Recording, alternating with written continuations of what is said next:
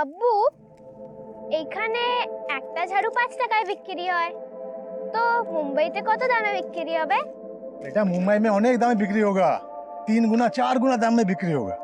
लेकिन तुम एक काम करो बेटा, अभी हिंदी बोलना सीख लो। मुंबई में कोई बांग्ला नहीं समझेगा। আমি হিন্দি বলতে পারি না, কিন্তু বুঝতে সব পারি। शुद्ध बूझले होवे ना, सिर्फ समझने से काम नहीं चलेगा, बोलना भी पड़ेगा। আচ্ছা, চেষ্টা করছি। हाँ, बोलो। আমি আমি মুম্বাই থেকে যাব, তখন সব हमारे आगे पीछे घूमेगा। लगता है रिहाना आ गई। रिहाना आ गई।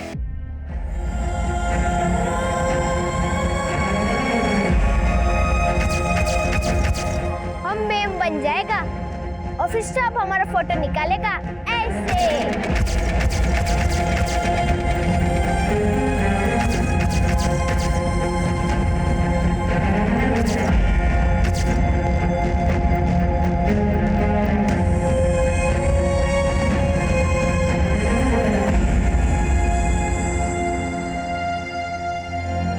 चलो चलो, ये सब लोग ताली बजाओ।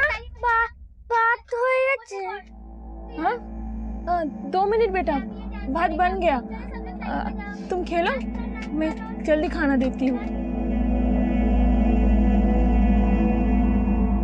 চলো এখন বসে পড়ো, এখন আমরা পাঞ্চিউর খেলবো। চলো পাঞ্চিউর।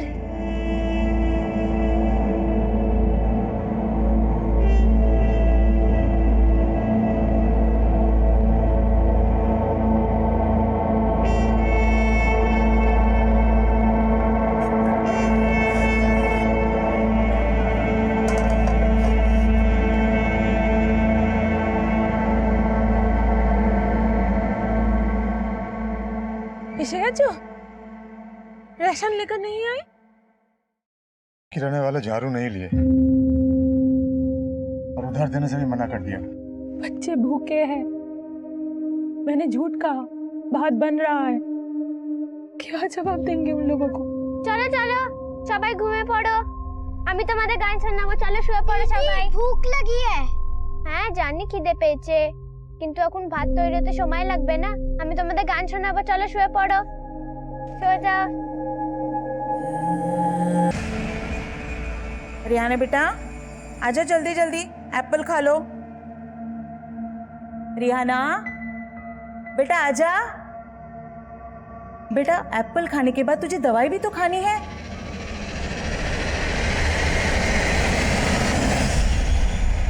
क्या हुआ बेटा? रिहाना क्या हुआ बेटा, क्यों डर रही है? रिहाना रिहाना रिहाना रिहाना रिहाना रिहाना बैठे से रिहाना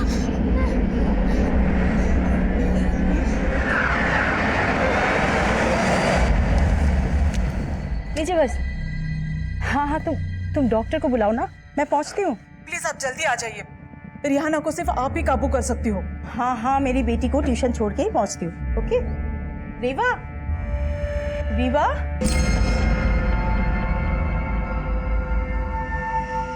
रीवा, रीवा, रीवा, बेटा।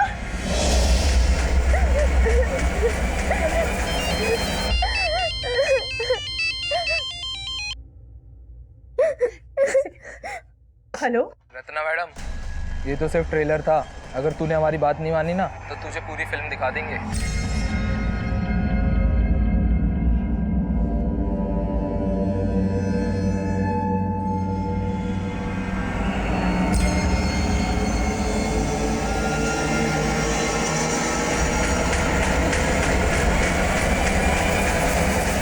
रिहाना ठीक है अभी? डॉक्टर ने अभी इंजेक्शन दिया है। रत्ना मैडम नहीं आई? मुसीबतें उनका पीछा ही नहीं छोड़ रही है, इसीलिए उन्होंने मुझे भेजा। वो लोग अब काबू से बाहर हो गए। वो लोग रिहाना को नहीं मार पाए, इसलिए रत्ना मैडम के पीछे पड़ गए।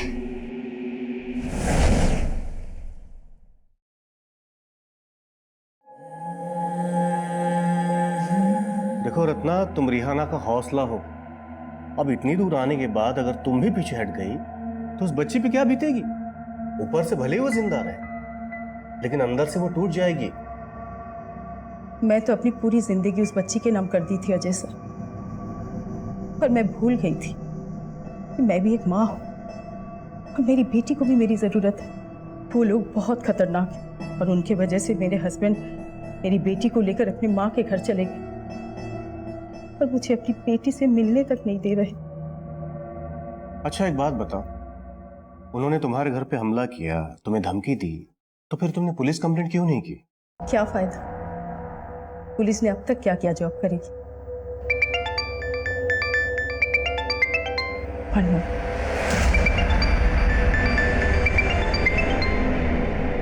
हाँ शबनम बोलो। हेलो हेलो रत्ना मैडम, बोलो बोलो मेरी दुकान।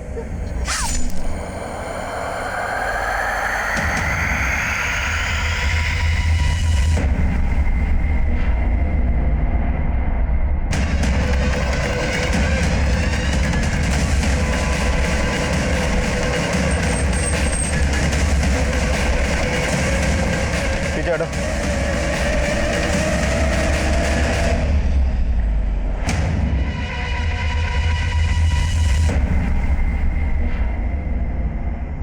किसने मारा इसे? कौन था? किसी ने देखा? अरे अम्मी अम्मी अम्मी अम्मी उठो, पीछे करो। अम्मी अम्मी उठो ना अम्मी। पीछे हटो। छोड़ो मुझे, मुझे अम्मी के पास जाना है, छोड़ो मुझे।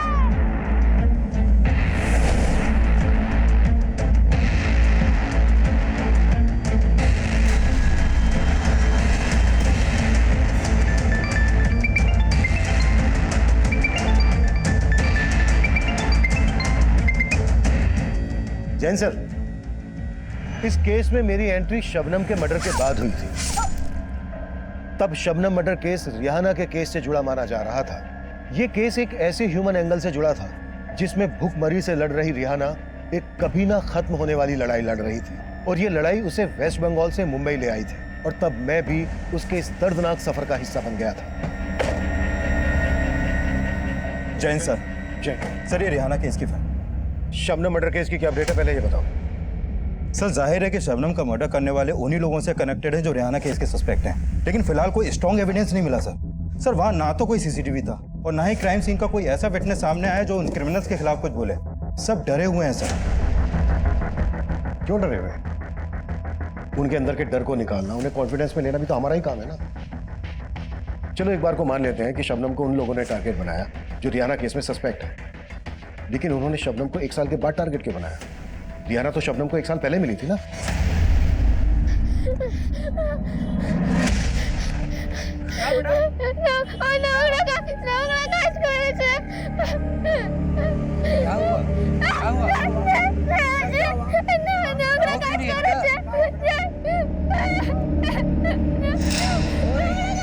अम्मी, अरे बताओ क्या हुआ? हटो हटो हटो हटो। किसकी बात कर रही है? रोंगड़ा काज करे थे, रोंगड़ा काज करे थे, रोंगड़ा काज। कहाँ रहती है? घर कहाँ है? डरो मत, मुझे बताओ। रोंगड़ा काज करे थे। বাড়ি কোথায়? বাড়ি কোথায়? কোথায় থাকিস আমাকে বল। মোহল্লা। আরে বাড়া মোহল্লাটা কোথায় আমাকে বলবি? सर शबनम बंगाली थी, इसलिए शबनम ने रिहाना से बात की। शबनम और वहाँ के लोगों को लगा कि रिहाना के साथ कुछ गलत हुआ था, इसलिए उन्होंने हमें इन्फॉर्म किया। क्या हुआ इसको? पता नहीं, कुछ भी नहीं बता रही। इस लड़की को तो ये भी नहीं पता कि इसका घर कहाँ है।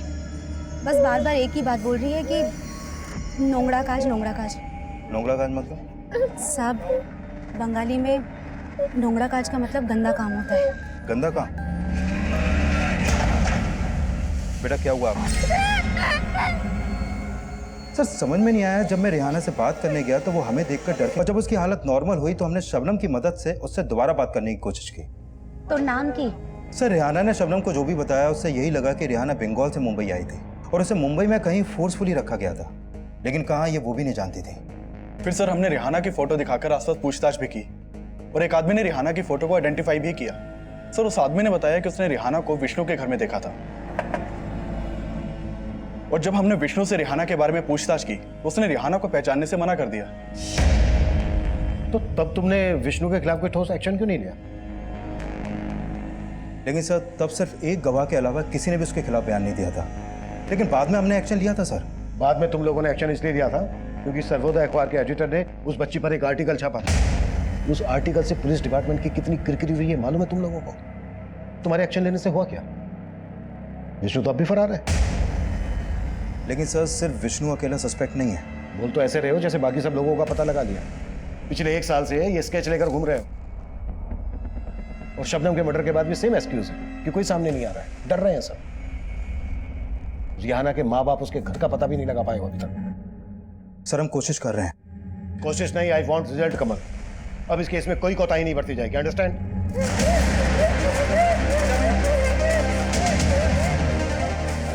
हेलो रत्ना मैडम, आपने रिहाना को जो बुक दी थी वो गुस्से में फाड़े जा रही है। हाँ सुनिधि, मैं जानती हूँ कि रिहाना मुझसे मिलना चाहती है, पर मैं अभी अपनी बेटी रिभा से मिलने जा रही हूँ।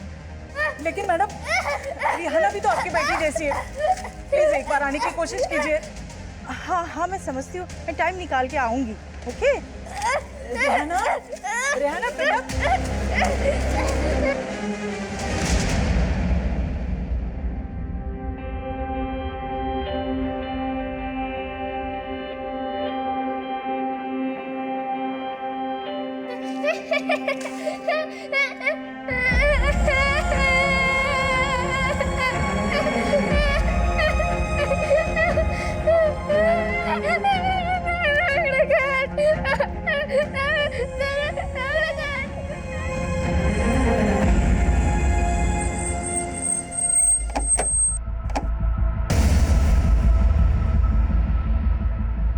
सर यही शबनम की दुकान है। शबनम का बेटा भी यहाँ आता था कभी कभी, और शबनम का एक भाई भी है सर। सर मैंने शबनम के बेटे और उसके भाई से भी पूछताछ करने की कोशिश की, लेकिन वो लोग भी चुप रहे। और शबनम की मौत के बाद उसके बेटे को शबनम का भाई अपने साथ ले गया। शबनम का मर्डर दोपहर को 12 बजे हुआ। ऐसा लग नहीं रहा है कि हत्यारों को किसी ने विटनेस ना किया।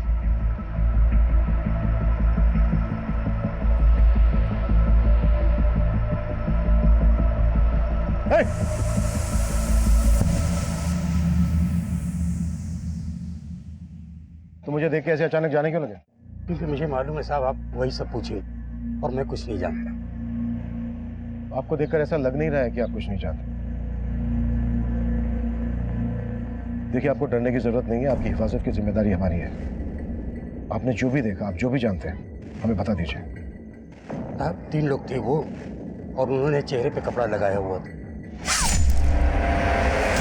और वो तीनों एक ब्लू कलर की वैन से आए थे और उसी में वापस चले गए। इसके अलावा मैं कुछ नहीं जानता। इस एरिया में आने वाले सभी रास्तों के सीसीटीवी खंगालो। वारदात के वक्त जितनी भी ब्लू गाड़ी इस डायरेक्शन में आई है, इस डायरेक्शन से गई, सबको जीरो डाउन करो। शबनम के भाई और बेटे से दोबारा मिलने की कोशिश करो। शबनम से जुड़ी हर बात पता करो। हम शबनम के मर्डर को रिहाना केस से जुड़ा हुआ मान रहे हैं, और हो सकता है अपराधी हमारी सोच से परे हो। सर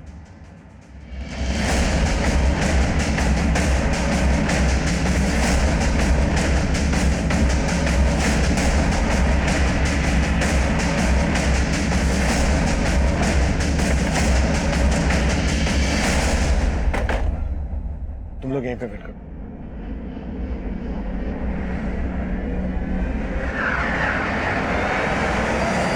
आजा बेटा, आजा, मैं हूं ना, आजा। बेटा। हेलो बेटा, आओ आओ बैठो। नहीं ठीक है, अगर आपको मुझसे बात नहीं करनी कोई बात नहीं, आप मत करो। अच्छा देखो बेटा, मैं आपके लिए गिफ्ट लेकर आया हूं, ये लो।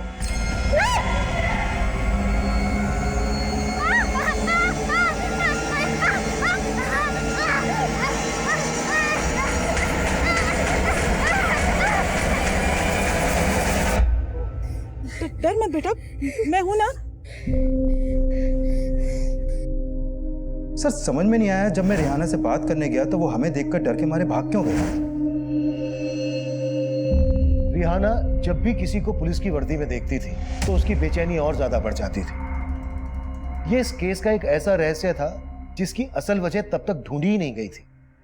और सवाल यह भी था कि अगर रिहाना पुलिस वालों को देखकर डर रही थी तो विष्णु ने उसके साथ ऐसा क्या किया था, और वो नोंगरा का ऐसा क्या गलत काम था जिसका रिहाना बार बार जिक्र कर रही थी। इन सवालों की सतह में कई चौंकाने वाले राज दफन थे और हमारी सबसे बड़ी लाचारी यह थी कि पिछले 1 साल से रिहाना अपने परिवार से दूर थी और हम चाहकर भी यह पता लगाने में नाकाम थे कि रिहाना का परिवार तब कहां था।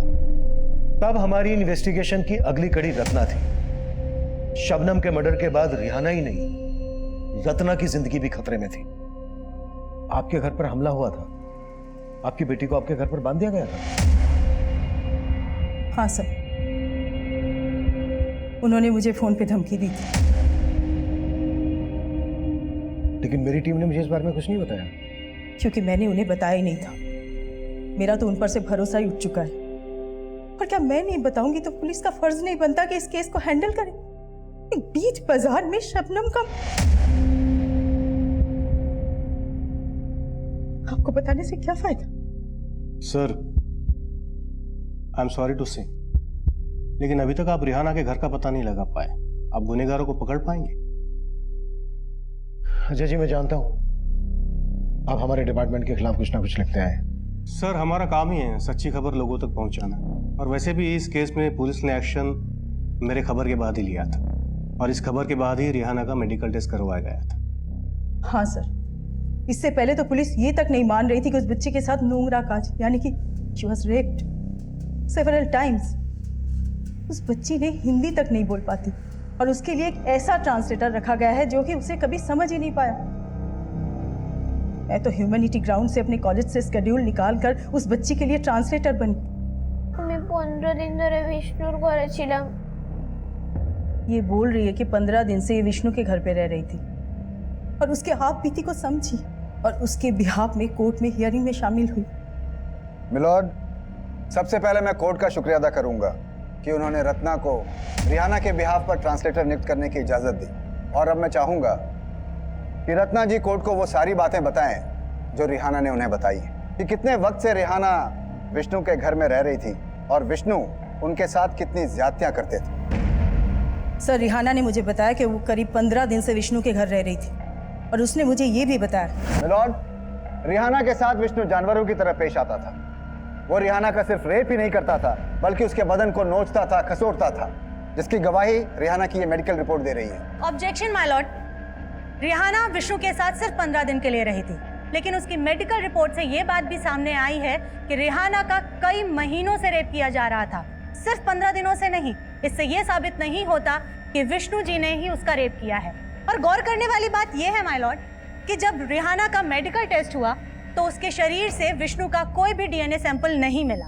और ऐसा इसलिए हुआ मिलॉर्ड कि पुलिस ने रिहाना का मेडिकल करवाने में देर की, और अगर विष्णु ने ऐसा कुछ किया ही नहीं तो फिर इसने झूठ क्यों कहा? इसने पुलिस को इनकार क्यों किया कि रिहाना को ये जानता तक नहीं था? मैं तो इसे नहीं जानता सर। क्योंकि मेरे क्लाइंट डर गए थे माय लॉर्ड, क्योंकि उन्होंने रिहाना को सिर्फ कामकाज के लिए रखा हुआ था। आप बताएंगे कोर्ट को कि आपको रिहाना से किसने मिलवाया था? आफ्ताब। माना कि मैंने पहले झूठ बोला था, लेकिन आफ्ताब ने मुझसे सबसे बड़ा झूठ बोला जब वो रिहाना को मेरे घर पे लेकर आया था। सेठ, झाड़ू पोछा बर्तन घर का सारा काम जानती है। पगार कितना लेगी? लड़की जरूरतमंद है, रहने खाने के साथ अगर 5,000 रुपये महीना दोगे ना तो इसके घर वालों का भला हो जाएगा। वो बोला रिहाना 15 साल की है। सर, मैंने तभी आफ्ताब को 5,000 रुपये एडवांस भी दिया था, लेकिन बाद में उसने मुझे ब्लैकमेल करना शुरू कर दिया। ब्लैकमेल? हाँ सर, सच तो यही है। वो जानता था रिहाना का रेप हुआ था, वो मुझे फ़ोन करके धमकी देता था सर। हेलो। देख सेठ, अगर तूने मुझे 5 लाख रुपए नहीं दिए ना तो तेरा वो हाल होगा कि जिंदगी भर पछताएगा तू। सर, मैं तब भी बहुत डरा हुआ था, मेरे पास इतने पैसे नहीं थे, और अचानक रिहाना गायब हो गई और ये सब हो गया। ये जो रिहाना कर रही है ना, ये सब आफ्ताब के कहने पर कर रही है सर। ये सब आफ्ताब का किया धरा है सर। विष्णु ने सरासर झूठ बोला था, इसीलिए तो जमानत मिलते ही फरार हो गया। नाम श्योर विष्णु ने ही शबनम का मर्डर करवाया और उसी ने मुझे फोन में धमकी दी। कि धमकी वाला कॉल किस नंबर से आया था?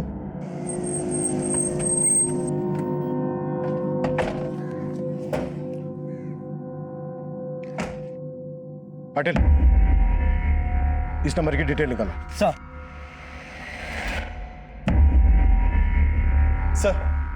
सर मैंने शबनम के भाई और बेटे से बात करने की कोशिश की लेकिन कोई फायदा नहीं हुआ। सर शबनम के बैकग्राउंड में ऐसा कुछ भी सस्पिशियस नहीं मिला जिससे ये पता चल सके कि शबनम के मर्डर के पीछे कोई पर्सनल एंगल हो। रिहाना की फैमिली का पता लगाने के लिए क्या क्या एक्शन लिए गए? सर मैंने वेस्ट बंगाल पुलिस हेडक्वार्टर में रिहाना की फोटो भेजी थी लेकिन वहां से अभी तक कोई अपडेट नहीं मिला। कोई अपडेट नहीं मिला तो हाथ पे हाथ रखकर बैठ गए? अब सर मत झुकाओ इस तरह से, तुरंत वेस्ट बंगाल के लिए निकलो और जब तक रिहाना की फैमिली का पता नहीं चल जाता है वापस मत आना। सर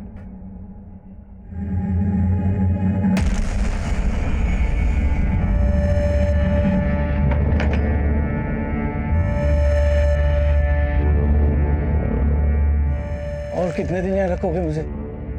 यहाँ से निकलेगा तो मौत मिलेगी। इतनी जिंदगी बची है ना, जी ले आराम से।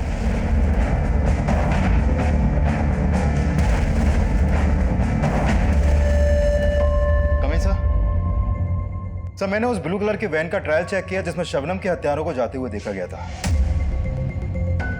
सर शबनम की दुकान से करीब आधा किलोमीटर दूर एक सीसीटीवी में सेम वैसी ही एक ब्लू वैन कैप्चर हुई है। सर शबनम की हत्या से कुछ ही देर पहले ये वैन शबनम की दुकान की तरफ गई और करीब 20 मिनट बाद ये वैन उसी तरफ से वापस आई। सर उस आदमी ने इस वैन को आइडेंटिफाई कर लिया जिसने स्टेटमेंट दिया था। सर गाड़ी का ये नंबर फेक है लेकिन इन क्रिमिनल्स तक पहुंचने की हर पॉसिबिलिटीज पर काम कर रहा हूं मैं। इस क्राइम सीन का डम डेटा भी निकलवा लिया है, वहां से कोई ना कोई सस्पिशियस नंबर तो जरूर मिलेगा। और ये दोनों कब मिलेंगे? विष्णु ने कोर्ट में स्टेटमेंट दिया था कि आफ्ताब रिहाना को उसके पास लेकर आया था। आफ्ताब के जरिए हम रिहाना के घर वालों तक पहुंच सकते हैं। सर ये आफ्ताब जोगेश्वरी में रहता था, विष्णु के कॉल रिकॉर्ड में इसका नंबर मिला था लेकिन अभी इसका नंबर भी बंद है और जोगेश्वरी किसकी चौल भी है। सर आफ्ताब के गायब होने के बाद हमें लगा था कि विष्णु सही बोल रहा है लेकिन फिर अचानक से विष्णु भी गायब हो गया। सर आफ्ताब के बारे में अभी तक हमने जो भी पता किया उससे लगता नहीं है कि ये कोई बड़ा गेम कर सकता है। ये एक मामूली सा पिंप है सर। हो सकता है कि रिहाना की दलाली करता हो और रिहाना के साथ रेप करने वाले इसी के कस्टमर हो, क्योंकि सर बाद में रिहाना ने यह भी बोला था कि कई लोगों ने उसके साथ रेप किया था। आफ्ताब के बाद इस सलीम का नाम भी काफी उछला था। सर सलीम का नंबर आफ्ताब के कॉल रिकॉर्ड में मिला था और ये तब से फरार है। हमें इस सलीम की कहानी को भी समझना होगा और इस रात से भी पर्दा गिराना होगा कि रिहाना पुलिस की वर्दी को देखकर इतना डर क्यों जाती है। रिहाना बुआ कोথায় ছিলে? मैं तो यहीं पे थी लेकिन रीवा রিবা এসেছে? नहीं बेटा, रीवा तो नहीं आई है पर एक अंकल आए हैं, तुमसे कुछ बात करना चाहते हैं। बेटा अंकल सलीम के बारे में जानना चाहते हैं। बोलो तुम्हें তোমাকে আপুর কাছে নিয়ে যাবে, বলো শোনা। আমি গ্রামে ছিলাম, ये गांव में थी, অনেক খুশ ছিলাম बहुत खुश भी थी। আর তখনই প্রথমবার আমি সালিম ভাইজানকে দেখেছি। और तभी ये पहली बार सलीम से मिली।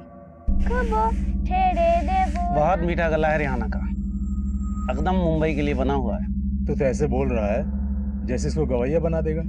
वो हमारा इतना पहचान का, लेकिन मुंबई में हम अच्छा काम दिलवा सकते हैं। अपने यहाँ का तमाम लड़की हैं जो लोगों के घरे में चौका बर्तन करती हैं, बहुत पैसा भेजती है अपने अपने घर। वो तो है लेकिन मेरा दिल नहीं मानता रिहाना को इतना दूर भेजने के लिए। सोच लो, घर में खाने के लाले पड़े, 2 वक्त का खाना नसीब हो जाएगा। সত্যি ভাইজান আমি बहुत পয়সা কামাবো। हाँ रिहाना, बहुत पैसा कमाओगी तुम। আব্বু আব্বু আমাকে পাঠাও না মুম্বাই, আব্বু আমি অনেক পয়সা কামাবো। तो मुंबई तुम्हें सलीम लेकर आया था?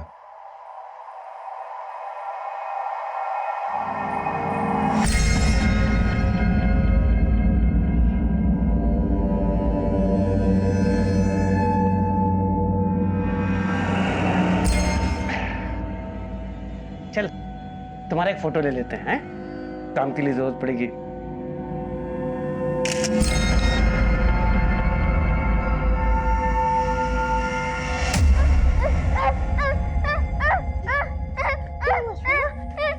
सब ठीक हो जाएगा। कुछ ठीक नहीं होगा।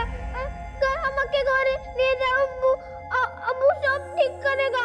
हमारा अब्बू आएगा, सब ठीक करेगा। हमारा अब्बू को ले आओ। अंकल ले आएंगे, अंकल मिलाएंगे तुम्हें। हाँ बेटा, अंकल मिलाएंगे। इन बातों का बार बार जिक्र रिहाना पर बहुत बुरा असर डाल रहा है। बेचारी 1 साल से लड़ रही है, ना ही उसे इंसाफ मिला ना घर। पुलिस वाले समेत न जाने कितने गुनहगार हैं उसके। पुलिस तो उसका रहने का सही इंतजाम तक नहीं कर पाई। उसे एक ऐसा एनजीओ में रखा गया जहाँ पे काम करने वाली औरतें तक उसे मॉलेस्ट करती थी। और जब रिहाना ने ये सब कोर्ट में कहा तो उसे किसी तरह इस एनजीओ में लाया गया।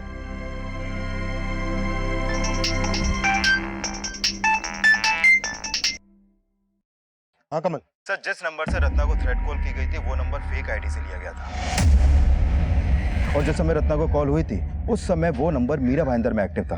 और जब उस नंबर के कॉल रिकॉर्ड निकाले तो उसमें एक और नंबर मिला सर, और वो नंबर भी फेक आईडी से लिया गया था, लेकिन वो नंबर अक्सर नाला सुपारा में एक्टिव रहता है।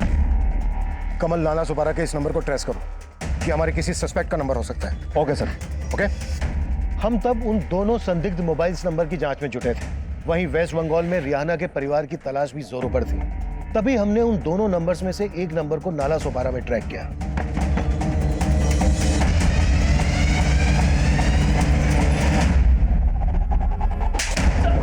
साहब मैंने कुछ नहीं किया।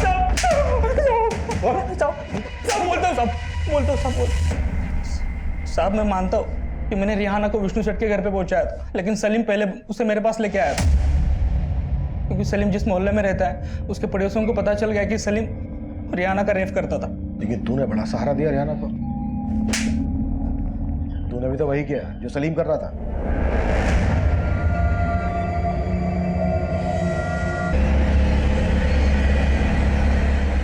माल तो अच्छा लाया रे तूने। लाना इसके लिए और ग्राहक, तू भी कमा मैं भी कमाएगा। साहब फिर एक दिन मैं रिहाना को विष्णु सेठ के घर पे लेके गया। उसके बाद वो उसका परमानेंट कस्टमर बन गया। 15 दिन रिहाना उसके पास ही थी साहब, लेकिन मौका देख के रिहाना वहाँ से भाग निकली और पुलिस विष्णु सेठ के घर पे पहुँच गई। विष्णु सेठ ने फ़ोन करके मुझे सब कुछ बता दिया, तो साहब मैं डर गया और गायब हो गया। लेकिन विष्णु तो बोल रहा था कि तू उसको ब्लैकमेल कर रहा था, और रिहाना ने वही किया जो तूने उससे करने के लिए कहा था।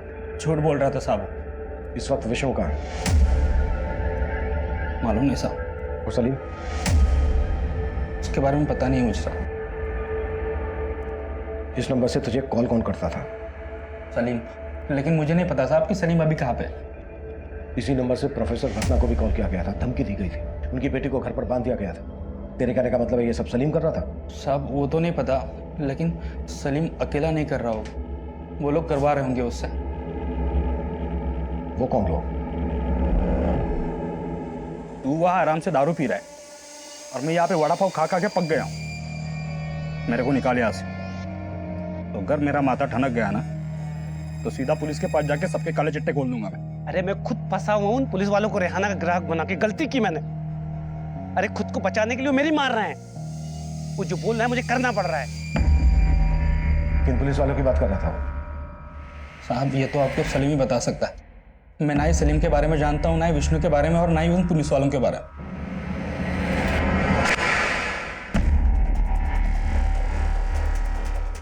इस केस ने पुलिस डिपार्टमेंट की छवि बिगाड़ के रख दी है। इस बच्ची के साथ पुलिस वालों ने भी।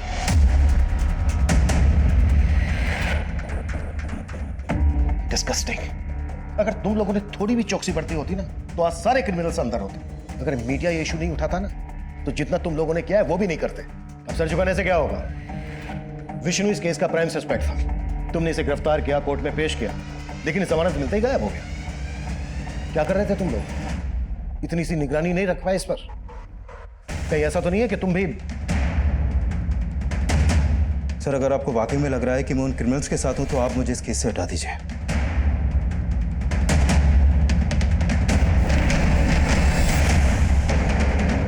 आफ्ताब की कोर्ट में पेशी की तैयारी करो। सर,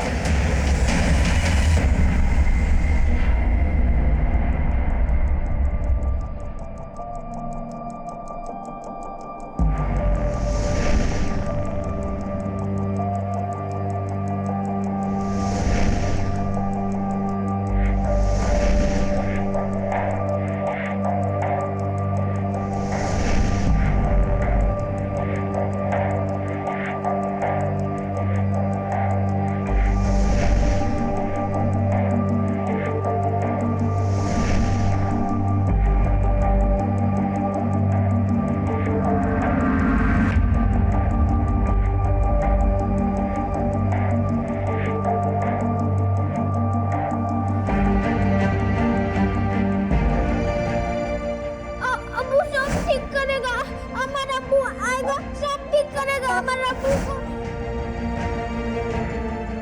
इस केस के दौरान जब जब मैंने मेरी बेटी का चेहरा देखा तब तब मुझे रिहाना की मायूसी का ख्याल आया। महज 12 साल की बच्ची इतनी तकलीफ में होने के बावजूद इतने लंबे समय तक अपने माँ बाप, अपने घर, अपने भाई बहनों से दूर थी। पर तब मैं ये सोच रहा था कि भले ही उसके क्रिमिनल्स देर से मिले, पर उस बच्ची को उसका परिवार जल्द से जल्द मिल जाना चाहिए। लेकिन इस केस में एक और तूफान अभी आना बाकी था, एक ऐसा तूफान जो फिर से सबको झकझोर कर रख देने वाला था। रियाना, क्या हुआ था आपके साथ? कुछ तो बताइए रियाना, क्या हुआ था आपके साथ?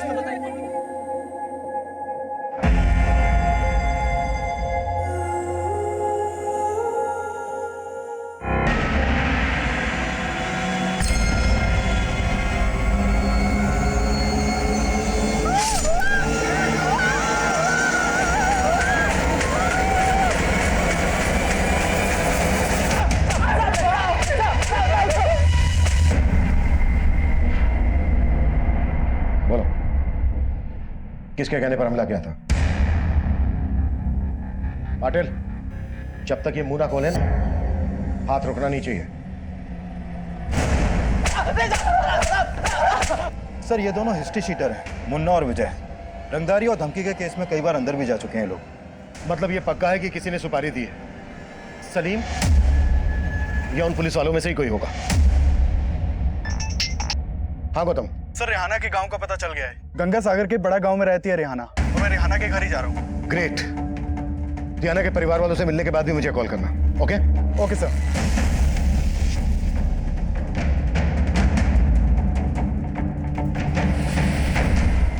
हाँ, रेहाना हमारी बेटी है, लेकिन हम उसे यहाँ नहीं ला सकते। अब होने दीजिए उसकी किस्मत में जो है।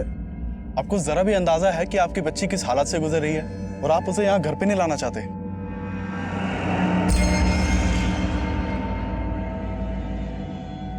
अगर रियाना के घर वाले रियाना को वापस नहीं बुलाना चाहते तो इसका तो यही मतलब है कि उन्होंने खुद सलीम को रियाना को बेचा होगा।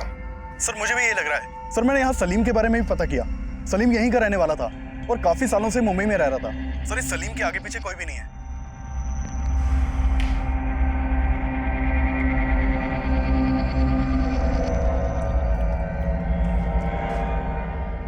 गो কেমন বাপ তুমি अपने बेटी से ही पालना झाड़ लिया। अम्मी बोलती बस अब इस घर में रेहाना का जिक्र नहीं होगा। जाओ काम करो अपना।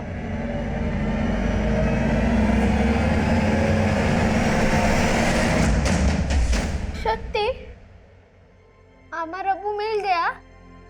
हाँ बेटा, तुम्हारे अब्बू मिल गए, लेकिन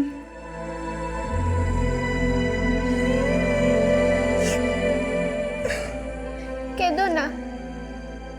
তুমি इसलिए रो रहा है ना कि আমি ছেড়ে चला जाएगा? हाँ बेटा, मैं इसलिए रो रही हूँ।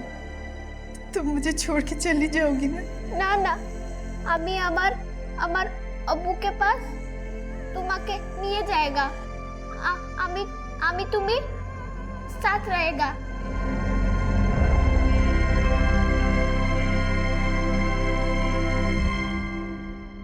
मिलॉर्ड, ये बात बिल्कुल साफ है कि इन दोनों ने रिहाना को जान से मारने की कोशिश की। मैं कोर्ट से ये चाहूंगा मिलॉर्ड कि पुलिस को इनके रिमांड की इजाजत दी जाए ताकि ये सच को कबूल कर सके कि विष्णु ने ही इन दोनों सुपारी किलर्स को रिहाना को जान से मारने के लिए भेजा था। ऑब्जेक्शन मिलॉर्ड, ये दोनों आदमी मेरे क्लाइंट विष्णु के हो ही नहीं सकते हैं। मुझे इस केस के इन्वेस्टिगेटिव ऑफिसर से कुछ क्वेश्चन पूछने की इजाजत दी जाए। इजाजत है।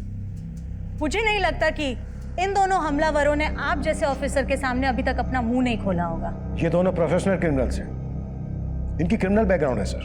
तो कहीं ऐसा तो नहीं कि इन दोनों ने अपनी स्टेटमेंट दे दी हो और आप इनकी स्टेटमेंट को दबा रहे हैं? वकील साहिबा, हमारी ऐसी कोई इंटेंशन नहीं। इंटेंशन हो भी सकती है माय लॉर्ड। ये सब उन पुलिस वालों को बचाने की चाल है जिनके ऊपर इल्जाम है कि उन्होंने रिहाना का रेप किया है और इस वक्त वो लोग फरार हैं। ये लोग अपने डिपार्टमेंट के उन लोगों को बचा रहे हैं और इन हमलावरों के स्टेटमेंट को मैनिपुलेट करके, घुमा फिरा करके कैसे भी मेरे क्लाइंट विष्णु को दोषी साबित करने पर लगे हुए। ऑब्जेक्शन मिलॉर्ड, ऐसा कुछ भी नहीं है। जबकि आफ्ताब ने भी यही स्टेटमेंट दी है कि विष्णु उसका ग्राहक था और वो रिहाना से धंधा करवा रहा था और रिहाना को प्लांट करके विष्णु को ब्लैकमेल कर रहा था। ऑब्जेक्शन मिलॉर्ड, ये बेवजह विक्टिम पे घिनौना इल्जाम लगा रही हैं। रिहाना बच्ची जरूर थी माय लॉर्ड, लेकिन उसको अच्छे से पता था कि बंगाल से मुंबई आकर के उसको क्या काम करना है। और रिहाना के अब्बू की स्टेटमेंट भी इसी ओर इशारा करती है। मैं रिहाना का अब्बू हूँ। मैं नहीं चाहता कि रिहाना यहाँ आए, वो जहाँ है वहीं रहे। अब उससे हमारा कोई संबंध नहीं है, हम उसे अपनाना नहीं चाहते। ऑफिसर, रिहाना के अब्बू की स्टेटमेंट के बाद आपने क्या थ्योरी बनाई, क्या मैं जान सकती हूँ? हो सकता है रिहाना के अब्बू ने रिहाना को जानबूझकर बेचा हो। परफेक्ट। इसका मतलब है कि रिहाना के अब्बू ने रिहाना को प्रोस्टिट्यूट बनाया और वो अपने दलाल आफ्ताब के कहने पर मेरे क्लाइंट विष्णु को ब्लैकमेल करने की साजिश में शामिल थी। जज साहब, ये सरासर झूठ है।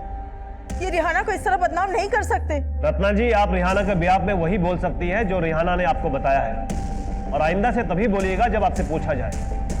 आप बैठ सकती हैं। माय लॉर्ड, मुझे लगता है कि रत्ना जी रिहाना को लेकर के इतना जज्बाती हो गई हैं कि उसको बचाने के लिए खुद घायल हो गई थी। और मुझे ऐसा लगता है कि ये रिहाना की बातों को इसी नजरिए से लेती हैं कि रिहाना दोषी नहीं है। एक ऐसे इंसान को रिहाना का रिप्रेजेंटेटिव नहीं बनाया जा सकता, इसलिए मेरी कोर्ट से गुजारिश है कि रिहाना के लिए नया ट्रांसलेटर अपॉइंट किया जाए।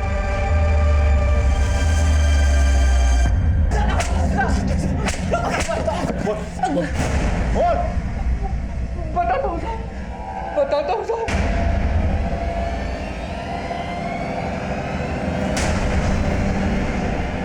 किसके कहने पे क्या था हमला?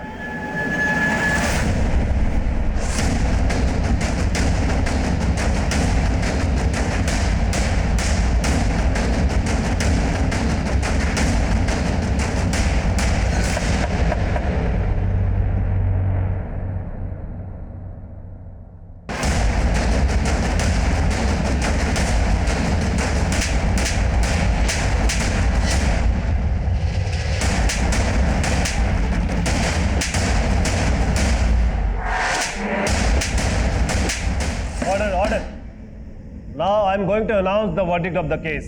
अदालत मानती है कि रिहाना ऐसी विक्टिम है जिसका भरोसा तोड़ा गया है, और सबसे पहले भरोसा तोड़ा है सलीम ने, क्योंकि सलीम ने रिहाना से झूठा वादा किया और उसे धोखे से मुंबई लाकर उसके साथ बलात्कार किया, और उसी की वजह से रिहाना को इन दो गैर जिम्मेदार पुलिस कांस्टेबल्स विक्रांत शिंदे और सुरेश पाठारे ने भी अपनी हवस का शिकार बनाया। और फिर सलीम ने रिहाना को आफ्ताब को बेचकर उसे प्रोस्टिट्यूशन में धकेलने का घिनौना अपराध किया, और फिर आफ्ताब से रिहाना विष्णु की दरिंदगी का शिकार बन गई। विष्णु ने रिहाना का न सिर्फ बलात्कार किया बल्कि उस पर इतना जुल्म किया कि उसके बाद रिहाना वहां से अपनी जान बचाकर भाग गई, और उसके बाद विष्णु को पुलिस कांस्टेबल विक्रांत शिंदे और सुरेश पाठारे ने गायब कर दिया।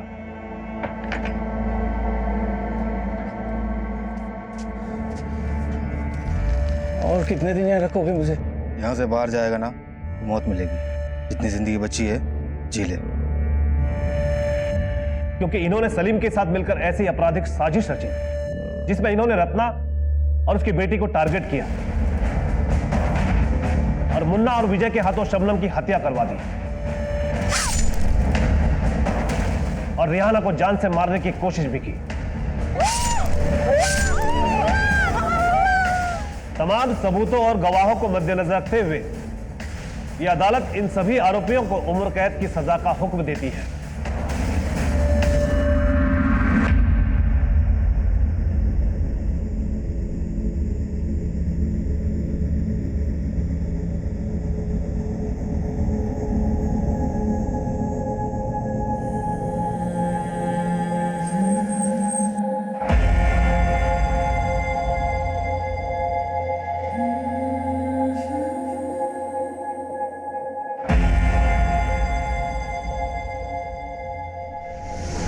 साहब, ऐसी बात नहीं है कि हम रिहाना से प्यार नहीं करते, लेकिन मुंबई जाके उसे लाने का पैसा नहीं है हमारे पास। हम आपसे माफी चाहेंगे कि आपकी ये परेशानी हम पहले नहीं समझ पाए, पर इसके लिए आपको खर्चा उठाने की जरूरत नहीं है। हम रिहाना को खुद यहाँ पहुंचा देंगे। अब्बू!